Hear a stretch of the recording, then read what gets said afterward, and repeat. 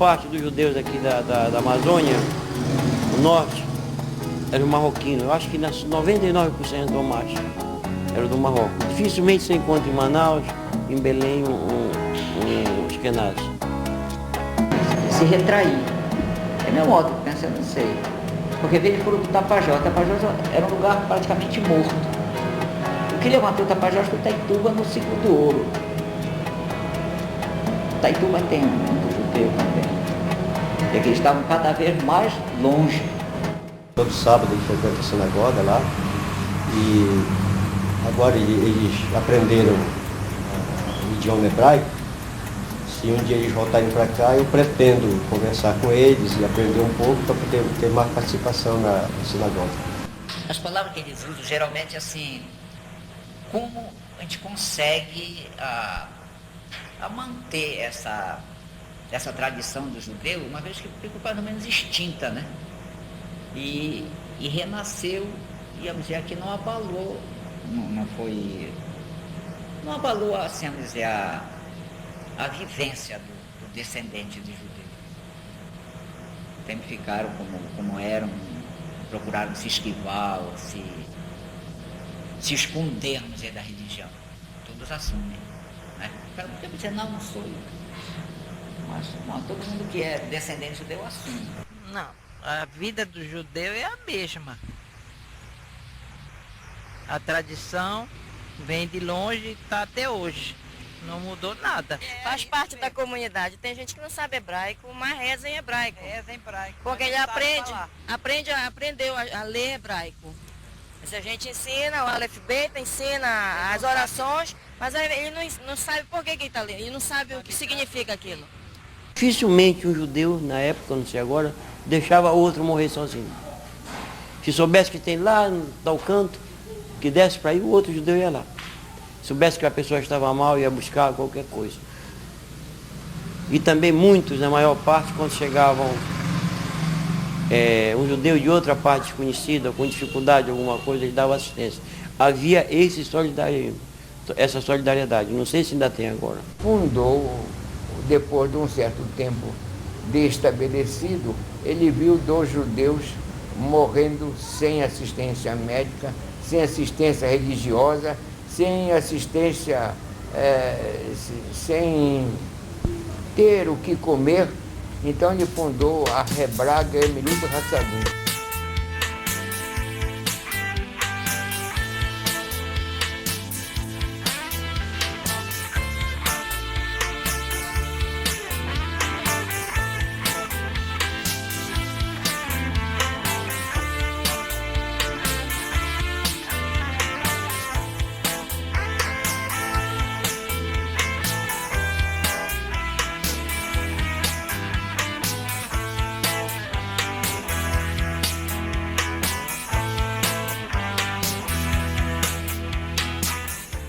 Quando esses judeus vieram para cá, pelo menos o que eu conheci muito, por exemplo, eu conheço um pouco da história do papai, do seu Jaime, a dedicação deles era tremenda pelo trabalho.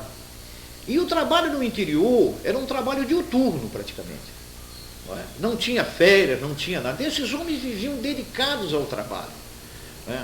Talvez isso tenha sido um fator determinante, quer dizer, o estado de desesperança que eles vieram do país de origem, não é?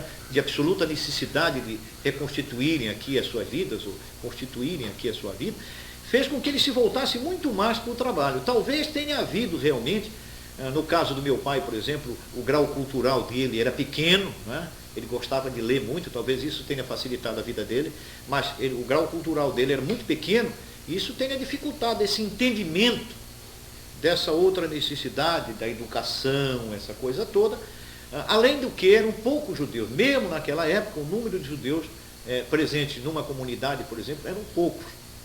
E havia ainda a necessidade do ensino, um melhor ensino, e eles deslocavam. Por exemplo, no caso do meu pai, deslocou a primeira família para Manaus, depois deslocou para Belém.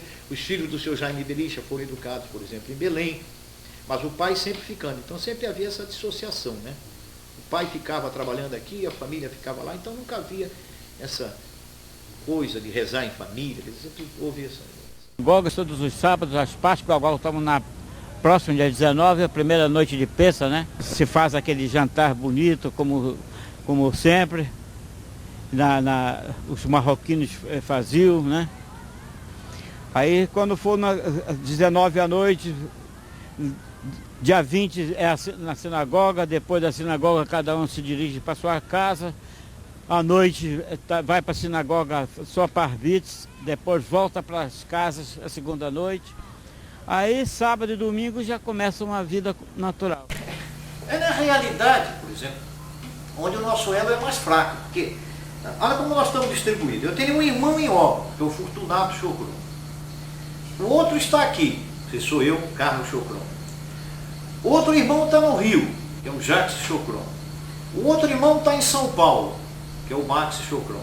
A outra irmã está em Recife, que é a Ruth Chocron. Quer dizer, muito difícil o acesso. No meu caso, para a capital do estado aqui está 1 hora de avião. Tanto para mim me relacionar com a minha mãe, por exemplo. A minha mãe mora no Rio. E eu tenho a infelicidade de ser funcionário público, judeu burro. Então, quer dizer, é muito difícil esse elo, pelo menos desse convívio mais de perto. Porque geralmente o judeu tem muito esse negócio, pelo menos na minha família, da minha mãe, de casar primo com prima e um amigo daqui. Aquelas judias mais velhas sempre, a minha avó, por exemplo, era mestre nisso, de fazer um casar com o outro, né? Mas a gente estava um pouco longe disso. Eu casei com uma moça na qual ela foi convertida em o Rio para poder casar, porque naquela época os familiares davam muita pressão. Eu fui noivo com em 1953 estava noivo com uma moça, aí a pressão foi tão forte que me deportaram para o Rio durante 1 ano para esquecer essa moça. Mas quando chegou em 59, me casei com outra.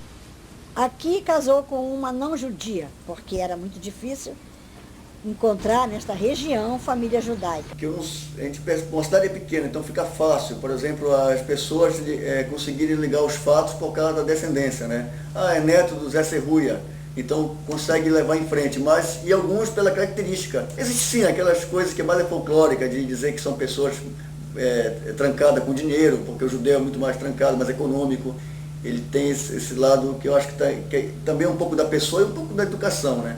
Muito família, isso aí existe. Aquela união da família, sempre se confraternizando, sempre junto. Isso aí é um aspecto que a gente observa que isso é muito da família hebraica. Aquela preocupação de manter sempre unido o patriarca, né, com a família. A questão dos interiores vai muito da questão da tradição. Como ela colocou antes, em Óbidos tinha um centro que era uma casa que todo mundo ia para lá. Hoje em dia já não tem tanto assim. Então o pessoal querendo, vem para cá para Belém. Não tem mais a casa daquela senhora judia, tem que vir para Belém, que é o ponto de referência hoje em dia.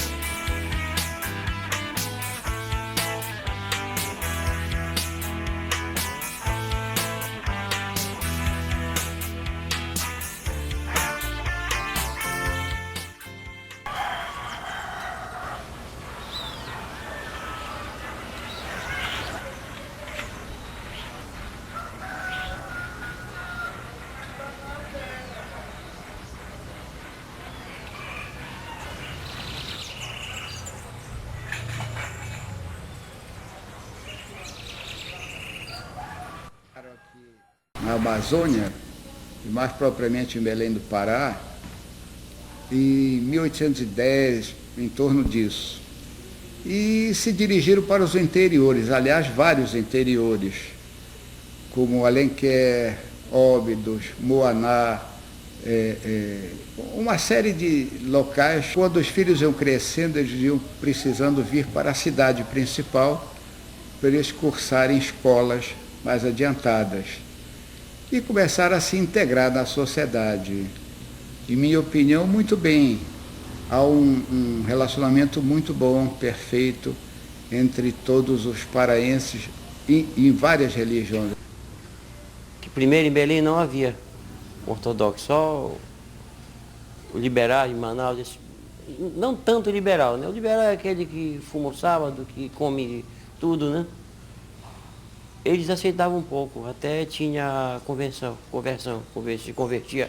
Hoje já está mais difícil a pessoa se converter, precisa ir em São Paulo, o ortodoxo não aceita e aquela coisa danada. Os que têm filhos têm problema. A gente vê um respeito muito grande por algumas religiões evangélicas.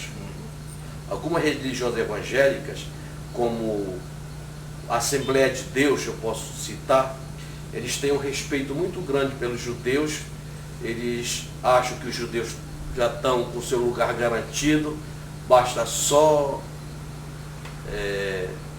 dar um retoquezinho, se ajeitar. Então, eles quiser o povo escolhido. Então, nós temos um respeito por muitos, mais pelos evangélicos do que pelos próprios católicos. O relacionamento sempre foi muito cordial e muito respeitoso. Não havia assim interferência direta nem crítica, apesar na religião hebraica não se aceitar Cristo como Salvador. Mas isso era de menor importância porque nós nunca levamos assim ao pé da letra essa dificuldade. Nunca houve dificuldade de religiosidade entre meu pai e minha mãe. Por não ter aqui contato, vamos dizer, não tem aqui uma sinagoga, coisa assim que valha, vai se afastando. O meu irmão que mora em Belém frequenta a sinagoga. Olha, eu acho que pela lógica e pelo que nós estamos vendo da história, a comunidade não tem assim uma perspectiva de crescimento aqui, mesmo porque houve muita assimilação, houve os que ainda mantinham a tradição foram embora para centros que pudessem praticar a religião. E então eu não vejo como um crescimento, alguma coisa aqui por causa disso. Eu não sei que venha algumas pessoas morar aqui e tudo, mas não vejo como perspectiva isso, não. Judeu, mas eu não me sinto, como se diz, não, religioso sim, não me sinto, a palavra certa, está na língua, não sai, Tradição. Não, a tradição a gente cumpre. Se eu não me sinto assim, carola, vamos dizer. Uhum. Tem outra expressão, mas eu me sinto carola. Eu tenho vergonha de ser, porque um determinado tempo o judeu foi muito perseguido assim, achavam que ele era ladrão, sabe como é, né? Ou então que ele queria se aproveitar do crédito, então tinha essa ideia que a gente procura tirar isso e mostrar que não é assim. Pelo menos aqui eu acho que todos os descendentes de judeu, todos são gente honesta. Não conheço nenhum preso, ou existe isso, com certeza, por ter enganado alguém, ou dentro de um traminho que não existe. E eu não sei se o que eu estou falando é uma verdade, mas de certa forma a gente colhe nesta região o outro lado da moeda, que é mais ou menos assim, bem, se vocês já tiveram por cima, se eu puder fazer alguma coisa para vocês ficarem por baixo, nós vamos fazer, mas isso é muito sutil, é sutil, como eu digo, eu nunca fui agredido assim de uma forma, ou pedido para sair de algum lugar, ou alguém chegar, não sei o quê, blasfemar, não, nunca aconteceu.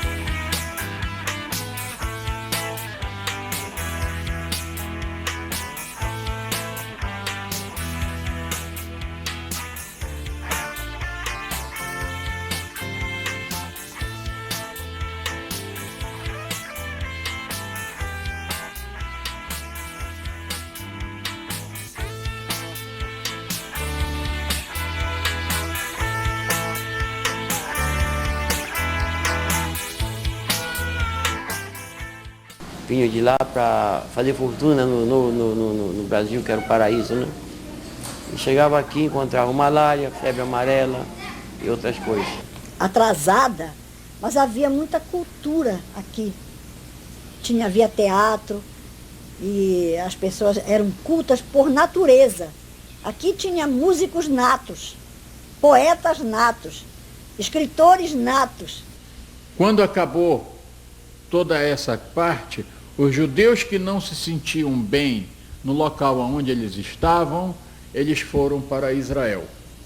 Os judeus que ficaram são aqueles que foram muito bem acolhidos, que é o nosso caso. Quer dizer, ficamos só já nós aqui. Às vezes tem passagem de pessoas que passam, às vezes vem transferido, passa pouco tempo, vão embora. Mas os judeus não ficaram aqui. Foram para outros centros maiores. Os judeus aqui, eles não se organizaram, ninguém tem assim uma confraternização. Quando tem amizade com uma pessoa assim, por pertencer, nós somos do Rotary, mas não é organizado, os descendentes de judeus. Agora vai ter a festa do dia 20, como é o nome? Então, ninguém participa, ninguém. Não tem assim uma confraternização dispersa, com certeza. Como uma pessoa da Amazônia vivendo lá, não houve uma experiência assim diferente.